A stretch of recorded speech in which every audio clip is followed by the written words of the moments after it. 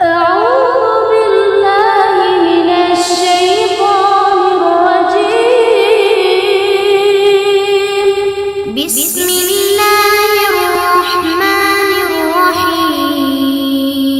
اے اہل ایمان، جو پاکیزہ چیزیں ہم نے تم کو عطا فرمائی ہیں ان کو کھاؤ، اور اگر اللہ ہی کے بندے ہو تو اس کی نعمتوں کا شکر بھی ادا کرو۔ اس نے تم پر مرا ہوا جانور اور لہو اور سور کا گوشت اور جس چیز پر اللہ کے نام کے سوا کسی اور کا نام پکارا جائے حرام کر دیا ہے، ہاں جو ناچار ہوئے، بشرطے کہ اللہ کی نافرمانی نہ کرے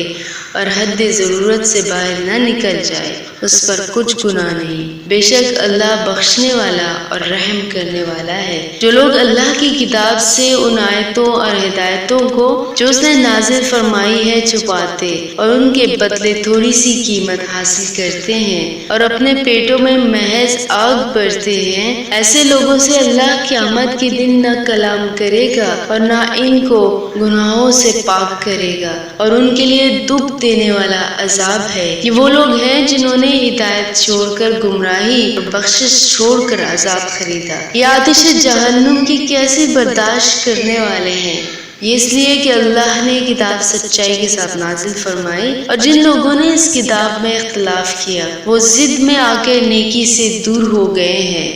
قال رب اشرح لي صدري ويسر لي